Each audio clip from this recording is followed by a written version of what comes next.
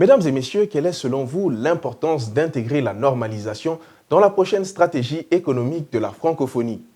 Dans votre nouvelle rubrique dénommée Hors Normes et animée par la secrétaire générale du Réseau Normalisation et Francophonie, RNF, nous vous proposons désormais à chaque émission des thématiques sur la normalisation, son importance, ses enjeux et ses défis.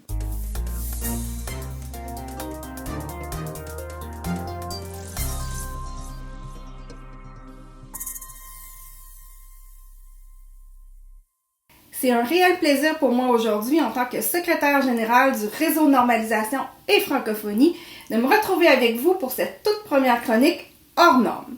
Pour ce premier rendez-vous, j'ai décidé de commencer par le commencement et de m'entretenir avec vous sur l'importance de la normalisation dans le contexte de la stratégie économique pour la francophonie. Comment la normalisation peut-elle devenir un levier dans le cadre de la nouvelle stratégie économique pour la francophonie? Alors, la réponse a été bien simple. Pas besoin de réinventer la roue, et ce pour deux raisons. La première, c'est que nous pouvons nous appuyer sur un actif tangible, les normes. En créant un cadre commun de référence qui nous permet de transmettre la connaissance sur les meilleures pratiques, les normes nous donnent accès à l'innovation, nous donnent accès au marché et nous aident à renforcer la productivité de nos pays et de nos entreprises. La deuxième raison, c'est que nous avons un réseau en action, déjà crédible, efficace et structuré par le biais du Réseau Normalisation et Francophonie. Le RNF regroupe actuellement 30 organismes nationaux de normalisation qui sont prêts à se mettre en œuvre pour créer une culture de la normalisation localement dans leur pays.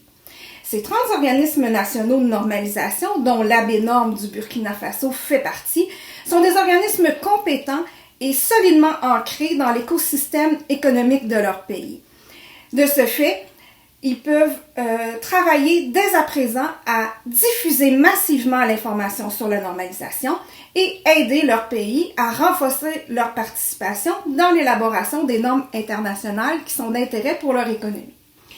C'est important de noter que ces 30 organismes nationaux de normalisation représentent actuellement plus de 20% des voix à l'Organisation internationale de normalisation, l'ISO. Donc, c'est une force de frappe qui est importante pour porter la voix de la francophonie au sein des enceintes internationales qui définissent nos marchés. Comme vous le constatez, avec les normes, les organismes nationaux de normalisation et le RNF, on a maintenant tout en place pour avoir des résultats tangibles et concrets à court terme pour faire la différence là où la francophonie le peut.